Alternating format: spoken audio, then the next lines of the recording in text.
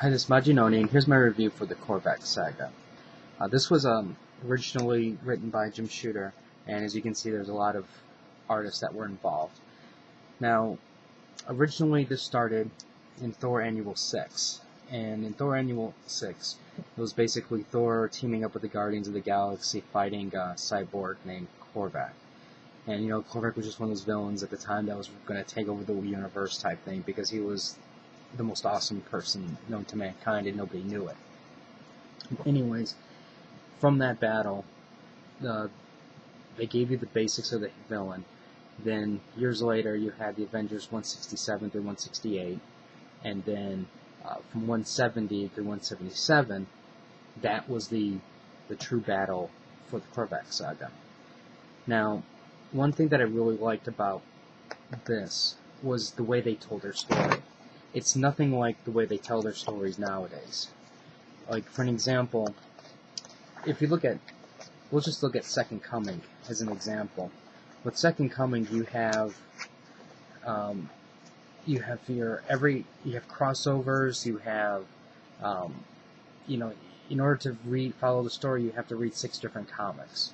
If you look at something like, for an example, Civil War or Brightest Day, it's the same thing. You have your core books, and then you have 6 other books that you have to read just to get the whole story. But if you notice, this issue here is the part of the Korvac Saga, and nowhere does it say Korvac Saga. Nowhere does this say 1 of 12 or anything like that. Here it just says, "Behold the Guardians of the Galaxy." Also, if you notice, when I told you what issues it was, I didn't say, oh, it also took place in the Guardians of the Galaxy. Or did it take place in Thor? Didn't take place in the X-Men? None of that stuff happened. It's just the Avengers. The Thor was done earlier, and then from the Thor book, it spawned into this. That was a totally different approach to the way they do comics now. And in a way, what they're doing is they're providing you a plot and a story without telling you, here's the payout. They're weaving the story, and you really have to pay attention to what's going on inside. It's basically, here's the Guardians appear, and then the next thing you know, some Avengers were missing, disappearing. Then there's the quest to find out what happened to the missing Avengers, and then from there, then they realize, hey, there's a problem.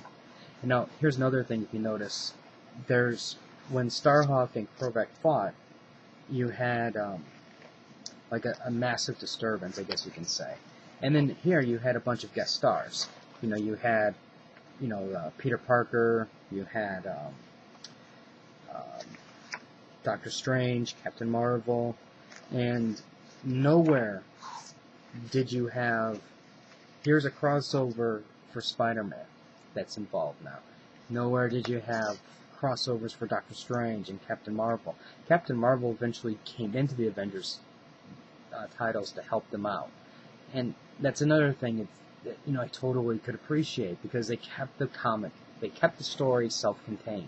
They didn't tell anything that was unnecessary, just to sell books, which is, what they're doing today. They're doing, their style of storytelling is to sell titles, to take up space on the shelf. Now, also, if you notice, as the battles were progressing, here's another example. There's nothing on here that says Korvac Saga. It's, and then there's none, because it's dealing with the disappearing Avengers. Now, they also had a lot of cool battles in here, because now you have, there's a couple issues with the Ultron, and the Collector was in here. And from there, then it went to the Korvac battle. And the Korvac battle is probably one of the best battles that I've read as for Avengers, just in the sense that basically the final battle took place in one issue. Pretty much all the Avengers get killed, and it happened fast. It was just like, oh, there goes one Avenger, there goes Cap, there goes Wonder Man, there goes Vision. It was just like, as an example, they just one right after the other, they were dying. And, obviously, everybody got resurrected at the end, but they did it in such a way where it's not, like I said, 12 issues just to get to the punchline type thing.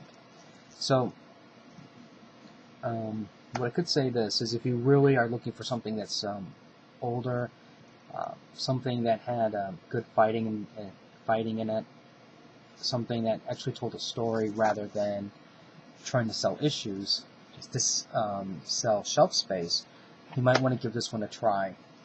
This is probably one of the vendor titles that I can say that's, at least for the trades, that's not really, I don't think it's as popular as some of the other ones, like for an example, the Pre-Scroll War, or some of the newer ones, because I think this is one that just kind of flew underneath the radar.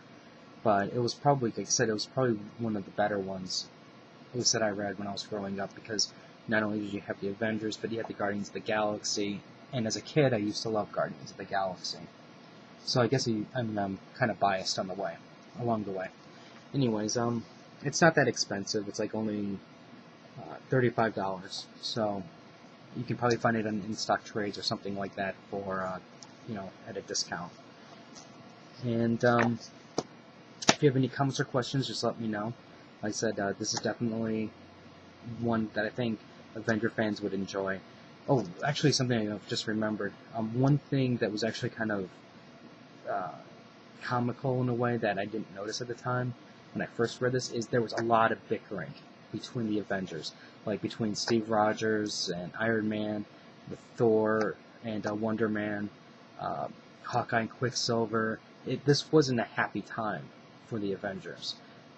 They were getting in trouble with the government because their front door was always open, and anybody can come in and break in and steal secrets. So this actually was leading up to the big shakedown where Peter Grinch came in and, or Peter Ginch or whatever his name was, came in and basically cut the membership of the Avengers down and set the stage for the Avengers going into the future.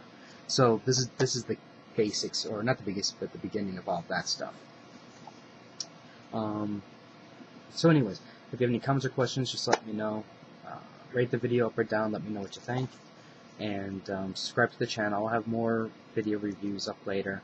And like I said, this was a really entertaining read. I kind of did a lot of speed reading on it just so I can get through it, because I still have to do my other reviews. But overall, I really enjoyed it, reading it. So, until next time.